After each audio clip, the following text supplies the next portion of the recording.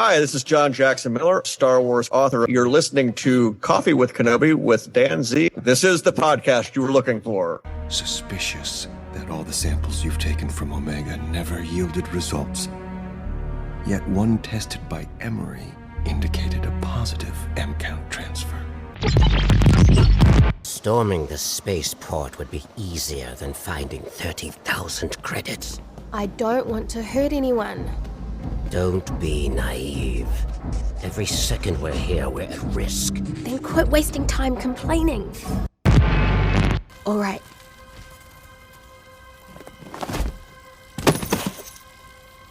Let's try things your way. Finally. Across the galaxy 4 times looking for you. 5. But you're the one who found us. This is Ashley Eckstein, Ahsoka Tano from Star Wars The Clone Wars and Star Wars Rebels, and you're listening to Coffee with Kenobi with Dan Z. Joining us today for a cup of coffee as we tear into we're not tearing into it, we're very excited about it. We're going to talk about the 4th episode in Season 3 of Star Wars The Bad Batch. The episode is called A Different Approach. We don't have a different approach. We've got our A-list of our favorite members of Clone Force 99. First, from Teachers in the Dungeon, Tom Gross. Well, hello, everybody. Yes, I definitely would be qualified as a Clone Force 99. They broke the mold. That's right. At least that's what I've been told. Yeah, great to be here. I'm so excited to talk about The Bad Batch Season 3. Highly anticipated and excited after the first 3 episodes.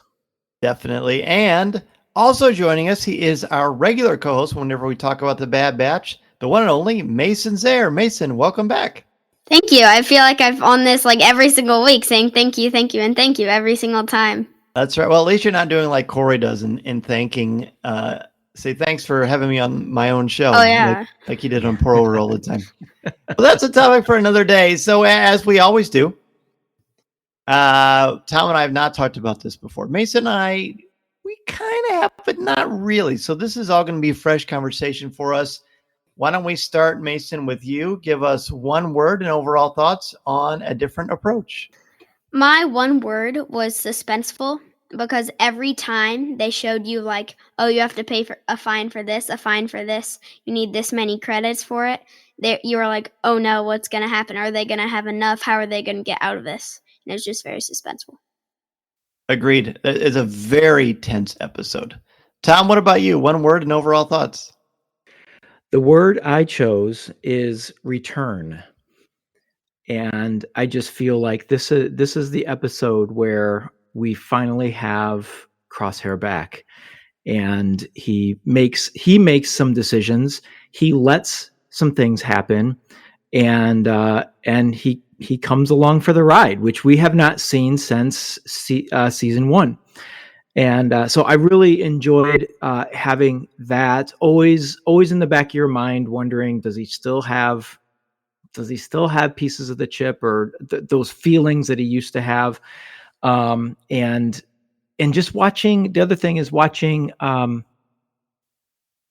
Omega take charge and come up with a plan and watch her growth as well. So lots of things in this episode, but largely between Crosshair and Omega. For sure. That we're going to talk a lot about Omega and Crosshair. I'm quite certain of that. My word for this would be satisfying. I mean, this episode has it all. It's got suspense. It's got drama. It's got tension. It's got a brand new Star Wars card game. I think it's a new card game. It's got some thrilling moments. And it's got some tears, some happy tears, and it just got some swashbuckling excitement. I just think it's such a satisfying episode. In the CWK Cafe, I saw a lot of people are saying this is their favorite episode yet. I'm assuming most people who say they're talking about season 3. I guess we'll kind of see what that's like as we progress with the conversation. Now, normally what I do at this point is we try to kind of walk through specific key moments, but I think, Tom, and you tell me what you think about this, and Mason, you as well, of course. Part of me thinks whenever we review something on Pour-Over, like when we recently did with the Marvels, we just kind of talk about things that really work for us and highlights and things that really stand out. Sure. So let's kind of try that and go from there. Who wants to start and bring up a point that how it works for them? Mason, go ahead. I want to talk about how Crosshair says months in Star Wars, because normally we're used to rotations or some other term, but he actually says months, and I just thought that was very weird. Isn't it cool? It's sort of very unique to hear a term used. Like whenever they would say, they never said coffee, they said calf, right? And whenever they talk about real things, I don't remember if they ever talk about months before or not, but you would mention that to me when we watched this. And that was kind of fun. It was one of the only times we actually got some sort of a range of time as far as how long Omega's been away from the Bad Batch. So that is a great catch, Mason, not only for the story, but just for Star Wars lore in general.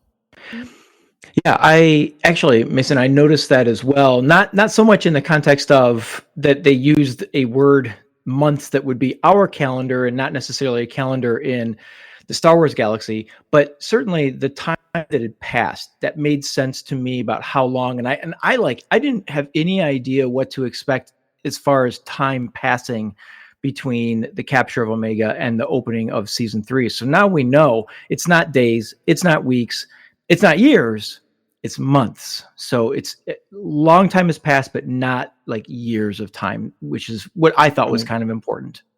Long enough time to grow a ponytail. That's right. Yeah. I'm glad for that too. Yes. Well, Tom, what about you? Tell me something that stood out for you about the episode.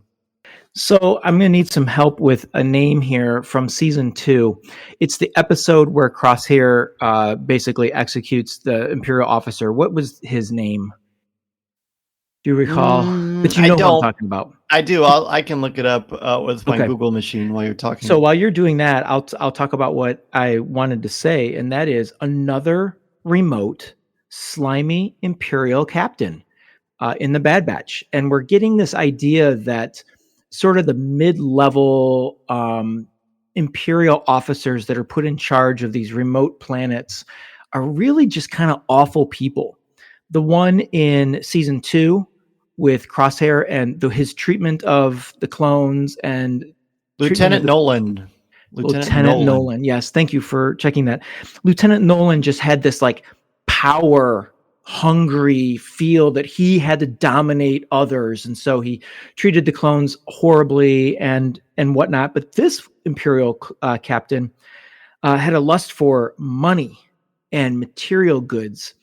And so we get to see that, and it adds to me realism, which is what the Bad Batch did for me in seasons 1 and 2. It added the sort of a raw edge to the Star Wars galaxy that we knew would be there with the Empire. We see it post-Empire in The Mandalorian, and here we see it pre-Empire, or at the birth of the Empire in Bad Batch. His name is. In this one, his name is Captain Man, M-A-N-N. It seems like kind of a perfect name for this guy, because it's sort of like a stereotypical pig-headed, greedy. I mean, like all the way back to even before Charles Dickens. You know, you put someone in charge who's very greedy, very much out for himself.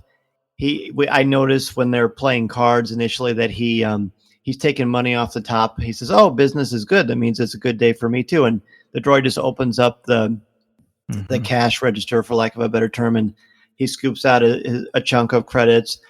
And of course, he's got the portly little pot belly.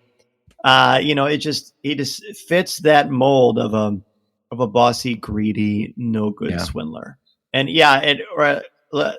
it's interesting that you brought up Lieutenant Nolan, who was more put together, but he was very domineering and dismissive, where this one is dismissive of everyone except for himself. I didn't expect him to be as savvy towards the end. But for him, at the end of the day, I don't know how much he cares about the glory of the Empire or the First Order like you and David Waters, but more about, that's a Halcyon joke. Yes, it is. But I really was drawn to him too, because he's so despicable and slimy, as you said. And Mason, any thoughts on Captain Man for you? Just like you said, he was just kind of like Lieutenant Nolan and just cared for himself, didn't care what he did to the others. Yeah, he's I say he kind of gets his comeuppance at the end. Mason and I were talking about this. Mason, what kind of creature do you think that was? A Rathar. Me too. I totally thought that's what it would be. I mean, that makes sense, but that's not the only. Now, we didn't see one of these, but there was a certain sound effect in that sequence when a lot of those animals were being released or when they were created. And I couldn't place it at first, but Mason did. Tom, you probably did too. What noise did you hear? I know what sound you're talking about, but I did not place it. It was a porg. Sure sounded like a porg. That Yeah. I don't know. I mean, I'm not duplicating it very well. That was good. That was really good. Yeah. Amazing. Nice. That's a deep cut. It was a deep cut. I don't know if it was a porg, but it sure sounded like a porg. So what stood out to me, there's a lot that stands out to me. The number one thing is the relationship between Crosshair and Omega, but we'll get to that in a second. I was so captivated by this planet. Every time I see a new planet, whether it's in this,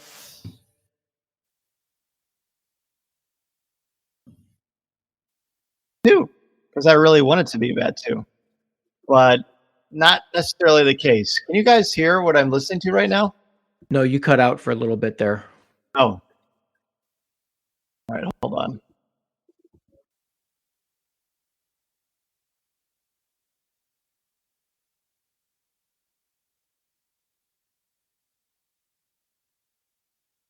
Jeez, my computer froze. All right. So what part did I cut out on?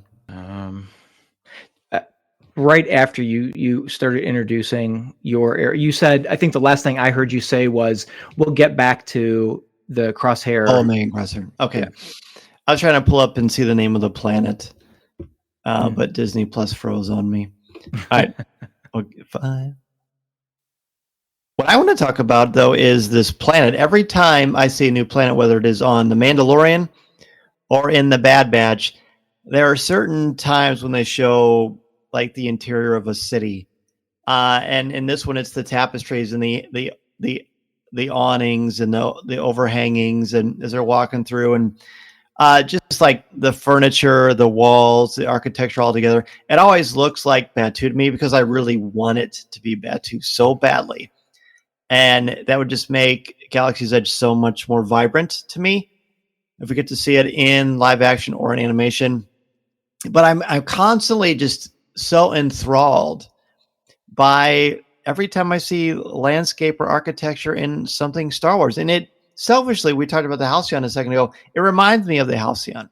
Yes, it reminds me of Galaxy's Edge, but just like the readouts of the starships or the interiors and the way they're navigating through that little city. I just think there's something so magical about the structure of Star Wars, not only with the story, but just the buildings and just all of it, the architecture itself. I just think it's so cool because they just make it seem like it's one big connected thing. And maybe it's not fair to say, but like when you're using something like fantasy, like, swords and dragons fantasy, you're in a dungeon, you're in a forest, whatever. And it's pretty much like you can go with that conceit, but for it to stay the same, and maybe this isn't even that important of a point, but it's just something that I really like and just makes Star Wars feel much more alive to me.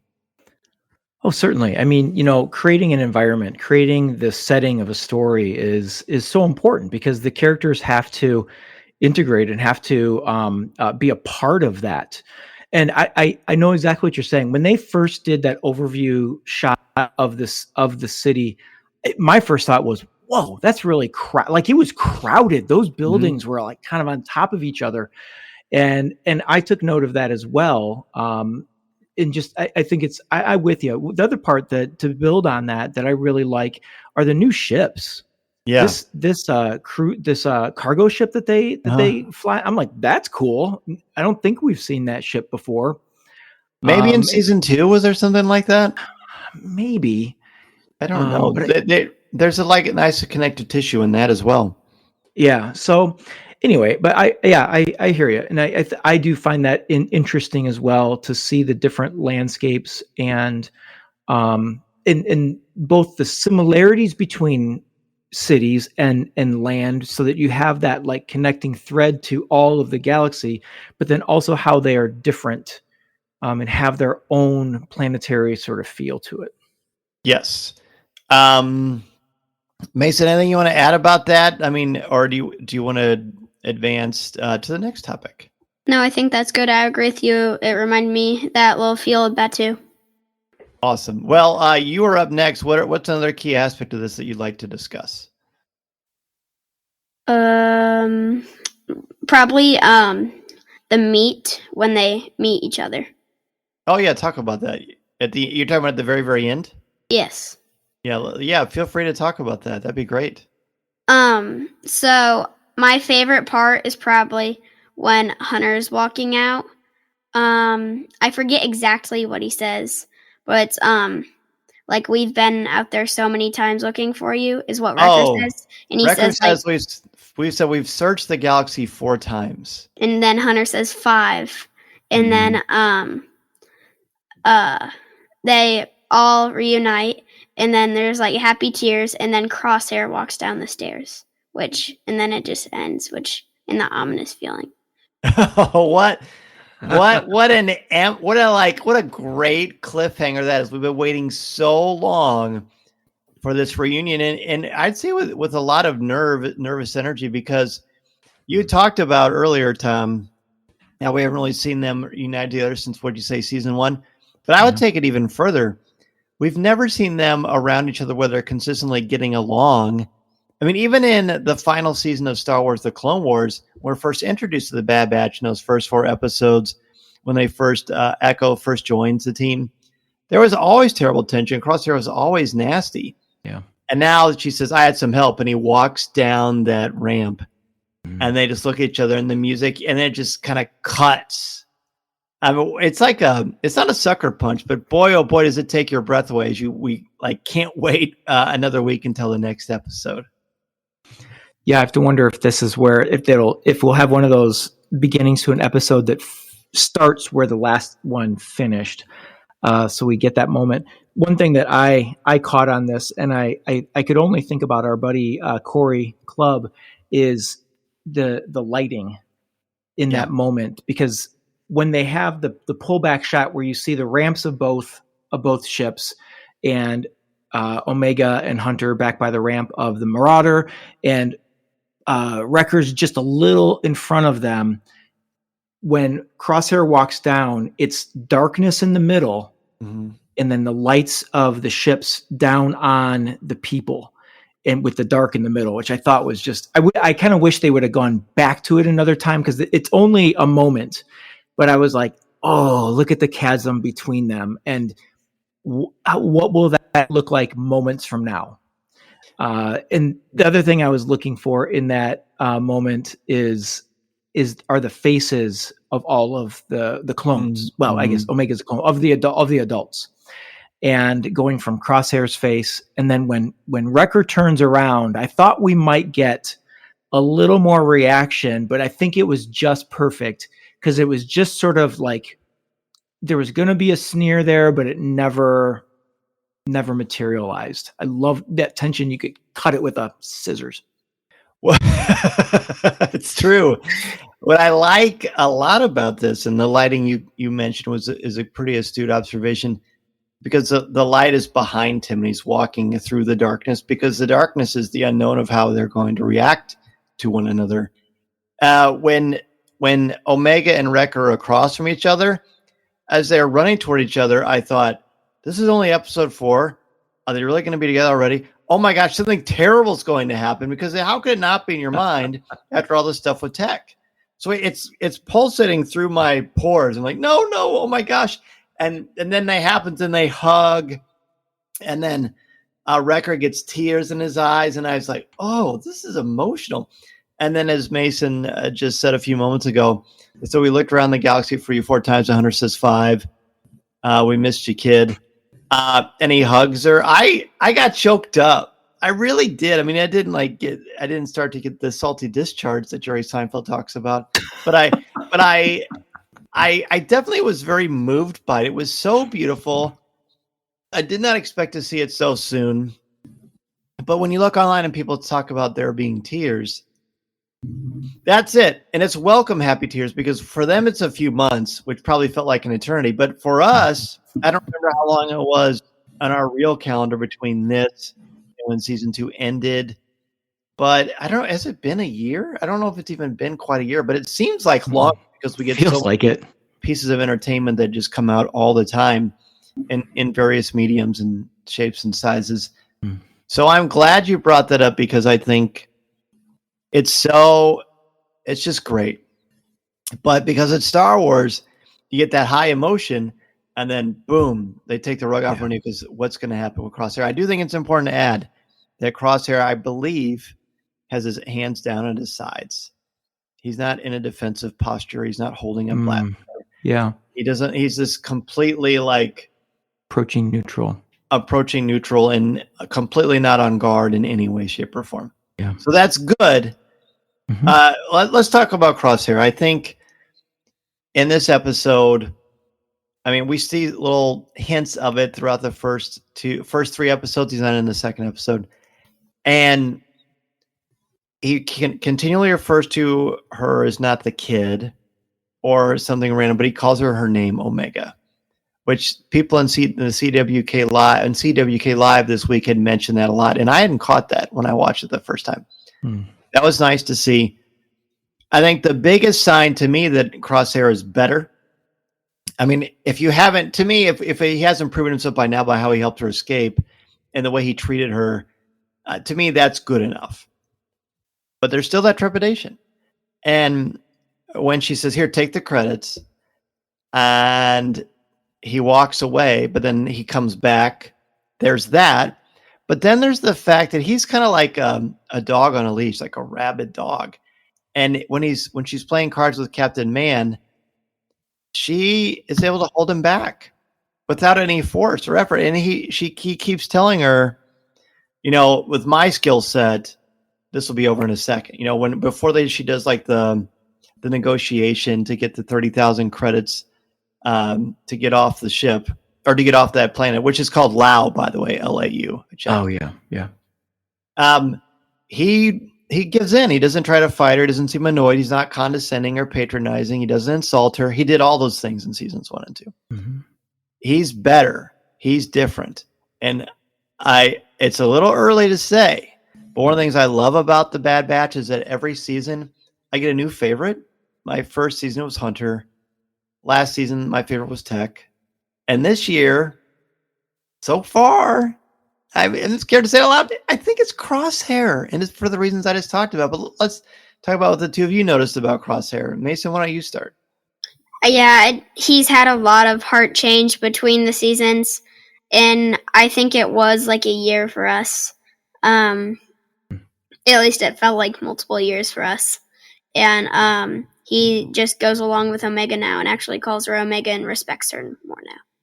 Are you nervous when you're watching these that Omega's going to get, or that Crosshair is going to be more like his old self? Or what do you think has changed about him? I think what has changed him is when he saw Lieutenant Nolan, how he was treating the clones. He was thinking, am I treating them like this? I'm going to try to be better myself. Oh, I like it. I had not thought of it that way. That's really cool. Tom, what about you? What are your vibes on Crosshair early in season 3? I mean, of course, especially considering this episode. Yeah, there's still a small piece of me that I don't think for a second he's going to do anything that will harm or put Omega in peril. But what I still have some nerves about is that he will abandon. More out of guilt of what he's done to them than so much he wants to hurt them or harm, that kind of thing. I just feel like he's carrying a lot of guilt and weight, baggage, yeah. And that, like when she tossed him the credits and said, "You go," and he took the turnaround. I was like, oh boy, this is old Crosshair. Because, how many times did he turn around and walk away from the Bad Batch? But then when his shoulders dropped, I was like, no, we're going to get him back. And he turns around and he follows. And I just thought that was so cool. It was such a wonderful moment.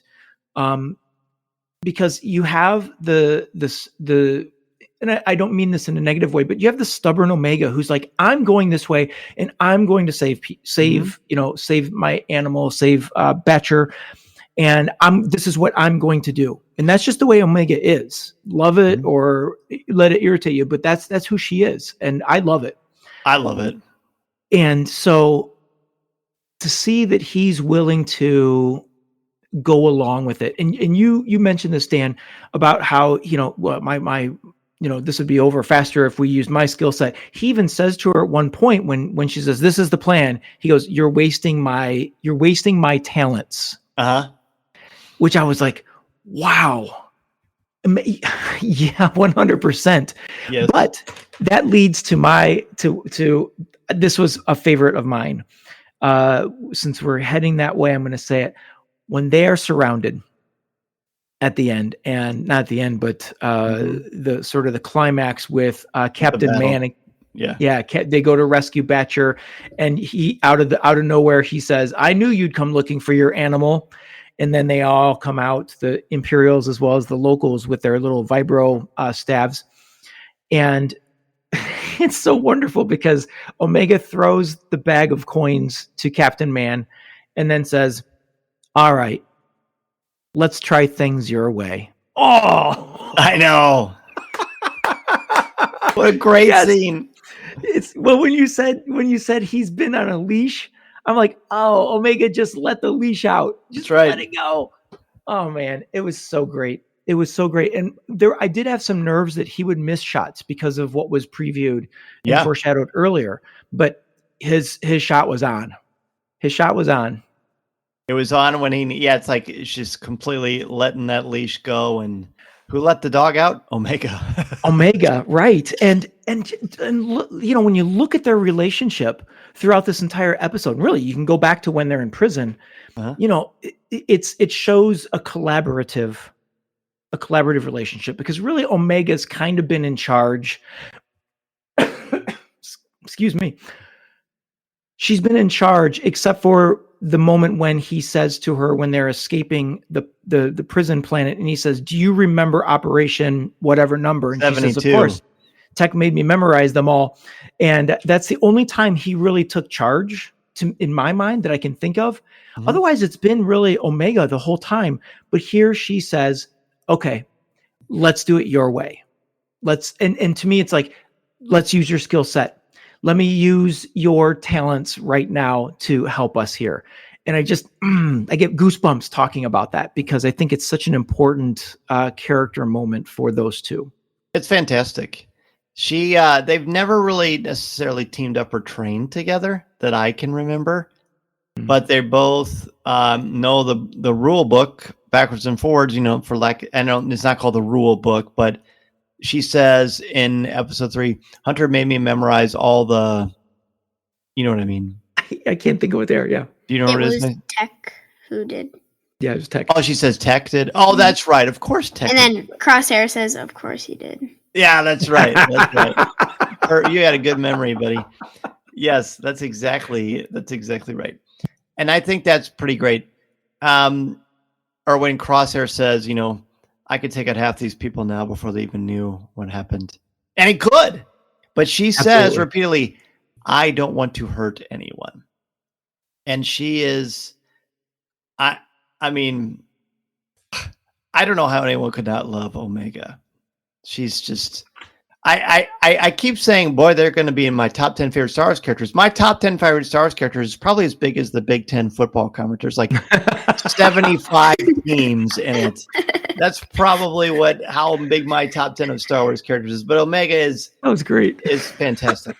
She's really fantastic. Big 12. Yeah. Well, let's talk about, we're talking about Crosshair and their dynamic. I mean, we've covered a lot of it with talking about Crosshair, but when I think about the two of them together, They are the perfect yin and yang, the perfect balance. Because as they said in what the first episode, you're too trusting. And she says, you don't trust enough. And I think it's fair to say that she is softening him through all of this. And I think it's pretty clear, besides the examples we gave, but when they're playing in that bar, and I thought, when I watched this again today, I thought, how great that Tom Gross is going to be on because we're playing a game, right? And this, to me, Mason, you would know, you're the sabacc expert here. Even Matt Martin would agree to that. You know it's true. Did that look like sabacc to you? I mean, at first when it showed like the 1s and 2s and 3s in like it looks like Greek writing, I thought, oh, this could be sabacc. But when she played those 3 cards to win with those symbols, it did not look like sabacc. It was like red and like a kind of a yellow pinkish, and like a red. pinkish. Yeah. I know there's a big giant sunspot on it. I didn't see dice, but you've got those great credits. By the way, the house fan used to sell like a really nice, and so did Galaxy's Edge, a really nice gift card, but it was a credit. And it was this big gold thing that you could actually spend. I don't know if they still exist or not. But at the time of this recording, none of Stars.com has not given a Bad Batch episode guide for this episode or anything like that. So I don't know what that card game is. But I'm sure it's going to come out and we'll know it by heart by the time people listen to this, or even by the time it comes out. But Mason, any thoughts on just the game and that whole experience with Omega, Captain Man, and everyone, and that Trandoshan? It looked very fun, but it shows you how experienced and trained and how much effort Omega puts into everything. Ah, good catch. Like a certain 10-year-old boy that I know as well. Tom? I'll be honest with you. When she sat down at that table, all I could think of was you, Mason, on the Star Cruiser, just taking control of the table. And what it made me think of, and again, gonna need some help with some names here. Who's the or maybe you just said it. Who taught her how to play those games? Sid. Mm-hmm. There it is. Sid taught her how to play all those games and made her a very astute player, understanding strategy and whatnot. And so, it's cool that it throws back to that here she uses the skills that she learned in the previous seasons. So I think that's just awesome. What was that noise, Mason? Did you drop my headphones dropped? The Bach deck? Yeah. I love the tension of that game. I mean, sometimes when you're watching people play cards, I mean, the best is the Sting with Paul Newman and Robert Redford. This isn't the Sting. But when you don't know the rules, even like when I used to watch James Bond movies and they played Baccarat or whatever they would, I think they played that and they played other card games. And everyone would get excited when James Bond would do a clever hand. But if I was being honest, I wouldn't know what that meant or how they won. This almost looked like, first it almost looked like, but the 1s, 2s, and 3s almost looked like a galactic version of blackjack or something like that. Oh. But who knows? Again, it'll be fun to find out. And if they do sell a deck, I'm sure the three of us will own them. But I loved it. We had the precedent was already set with Captain Man skimming off the top from the droid bartender. When Omega finally wins, and we all kind of knew she would, even though Crosshair wasn't so sure. And she started to get off scot-free. I actually, for a brief second, thought it was going to play out that way, but then no. He's got to get, 10,000 credits from her? Yeah. When she just opens up, here you go. 10,000 credits is easy to count. But it was, I don't know, I just really liked that scene. There was nothing really super profound about it, but it just shows, again, as Mason said, Omega works hard. She's very serious and focused. But she also had that element of like the slickster in her. My luck can't keep lasting. My luck's going to run out eventually. And the Trandoshan's like, oh, yeah, that's true. Or that's probably true. It's all from Sid. Of course it's from Sid, who we haven't seen at all yet. After the way she completely stabbed all the Clone Force 99 in the back, even letting Omega get captured. So I guess we can move on from there. Are there any other key things you want to talk about in this episode? I will say I liked that it started right away with the captured shuttle coming through hyperspace, crashing right away onto this planet.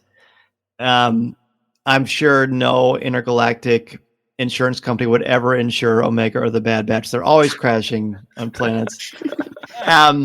But I just love it. Just from start to finish, it didn't slow down. Even like the moments where there wasn't a battle or something happening in space, there's still all that wonderful tension because you know Hemlock is chasing them. If the Emperor has already given carte blanche to say anything you need from the Empire, you've got it. We're not sparing any expenses. No manpower is off the table. You've got this. So you're extra frightened because as clever as Omega and Crosshair are, if the entire Empire is chasing you and everybody's money hungry and there's no loyalty, it's frightening. So I think it's sort of a master stroke that they keep the pacing throughout this entire thing.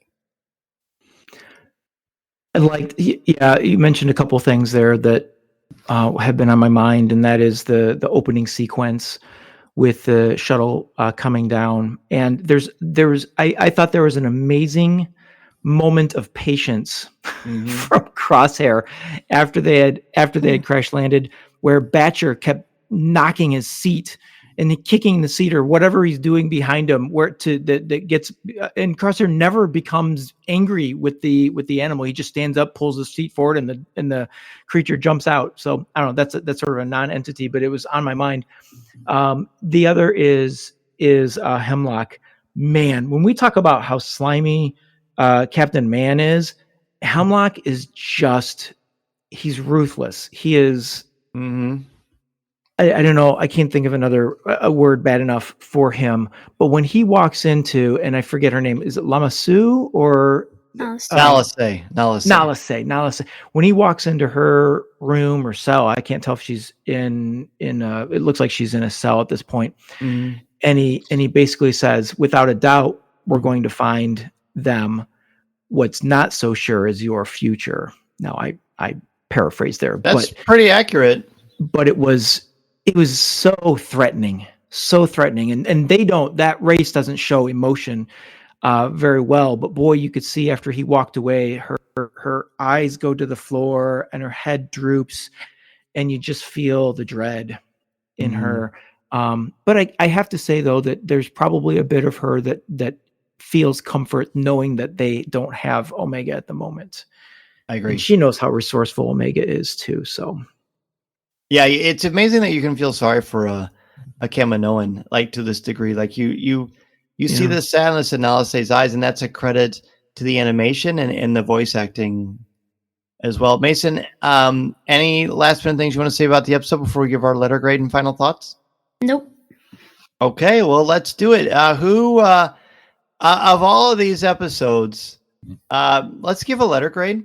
And just sort of, last and sort of explaining your letter grade. And then maybe do you want to rank the episodes so far, the first four, just for fun? Sure. Okay. Well, I'll start. Oh, okay. Just to give you time to rank them. I would give this one, I would give this one an A+, a low A+. I mean, it's the emotional impact of just that final sequence is just so wonderful and such a nice, I say this quite a bit on the 10 and a half years history of the show. It's hard to wrap up a storyline or a story or a series and feel like it's satisfying. Like where they're not rushing it or skipping a beat or just doesn't work out the way you want. I don't know what I wanted or when I wanted it, but boy, was that wonderful seeing Omega hug those two. The Crosshair sequence at the end is a really nice touch to make you realize we're not out of the woods yet. No wonder what's going to happen with the four of them. All the action, the suspense, that card game drama with Captain Man, the interplay, and some great lines between Crosshair and Omega, and Batcher being Batcher.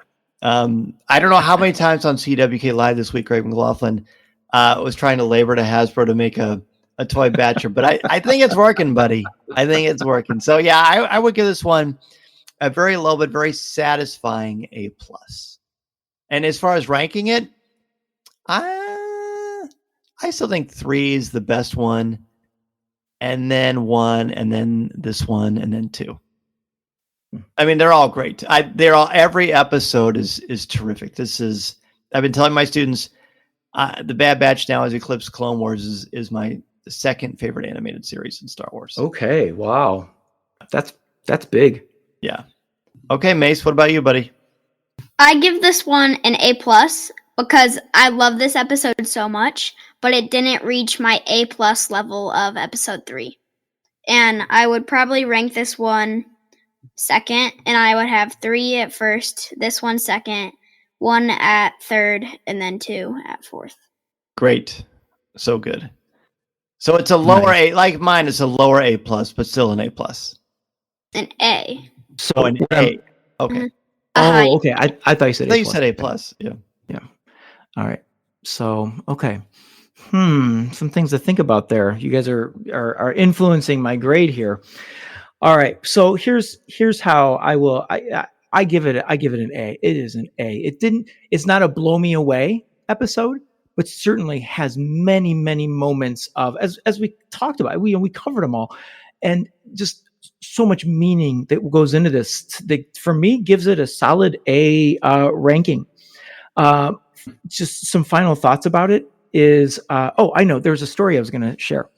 So at the end, when they have that moment we talked about, where they're both standing at their own ships ramps and whatnot, I watched this. So I full confession, I watched this episode on a phone. So I got to watch on big screen at some point. But I was laying down after a long day of work, and I was watching it, and I was a little sleepy, but I never fell asleep. But I had a sensation of just profound relaxation and relief at, here's my word, at the return of Crosshair to the Bad Batch. At least we think so. We think so.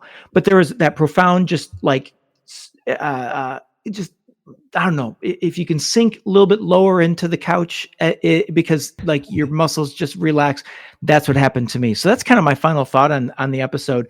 As far as rankings go, have you ever walked upstairs of like a museum or something that has those stone steps that are like, they're not a full step. They're just kind of like a mini step. Like they're so awkward to walk up because you're not getting, that's how I rank these. Okay. So this one, I give my number 1. Episode 3 is my number 2 episode. And I just go back in inverse order as 1, 2, 3, 4, but they're all like those little museum steps as far as they're almost on the exact same. And I think the only reason they build why I go from 1 to 2 to 3 to 4 is because of the last one. The last one makes 3 makes 4 great, 2 makes 3 great, and 1 makes 2 great. And so far, I personally have not had a spike in like, oh my gosh, that episode blew me away. So solid A's for all of them, but this one definitely solid A. And I cannot wait to see what words are shared next on the Bad Batch. Indeed. I just want to say I was leaning towards A as well, but the only thing that pushed up from A+ for me, a low A+, is the emotions I felt with their reunion. 100%. That was I'm it. with you. Listening to Coffee with Kenobi, you are, with Dan Z, the podcast you're looking for. This is...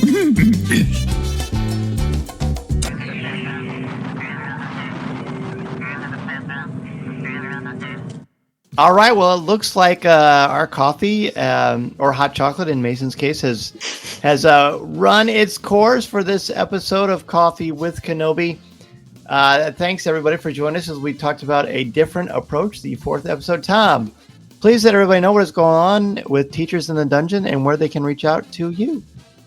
Yeah. Speaking of adventure, we cover an adventure of a different era and universe and multiverse, I suppose you could say, of Dungeons and Dragons and role-playing games. And so Teachers in the Dungeon, Dan Ream and I are the co-hosts of that. And these days we've been, we created a very strict schedule of our episodes every single month. And we do an interview episode. And then the next week we talk about creatures. The week after that, we talk about our Waterdeep adventure. And the week after that, we talk about, I forget now. But what about the fairy folk in the recent one? Yes, we talked about Fae in the most recent creature episode, which actually no one noticed, at least not yet. It was out of order because those Fae, man, they mess with things. They trick you up, and so we've got it out of order in that month. It's only the second month, and we already out of order. It's all right though. So yeah, we're just covering all sorts of Dungeons and Dragons fun on Teachers in the Dungeon. So to follow that, if you're interested in that type of thing, and we've talked about the Star Wars role play game before on one of our Gen Con episodes, but you can follow us on Facebook and Instagram, Teachers in the Dungeon. We have a Facebook page. A YouTube page, Teachers in the Dungeon, and we're also on X at Dungeon Teachers. And Mason, can you still be found practicing your dribbling skills on a basketball court? Yes. All right. This podcast is not endorsed by the Walt Disney Company or Lucasfilm Limited. It is intended for entertainment and informational purposes only. The official Star Wars website can be found at www.starwars.com. Star Wars, all names, sounds, and any other Star Wars related items are registered trademarks and or copyrights of Disney and their respective trademark and copyright holders. All original content of this podcast is the intellectual property of Coffee with Kenobi unless otherwise indicated. This is the podcast you're looking for.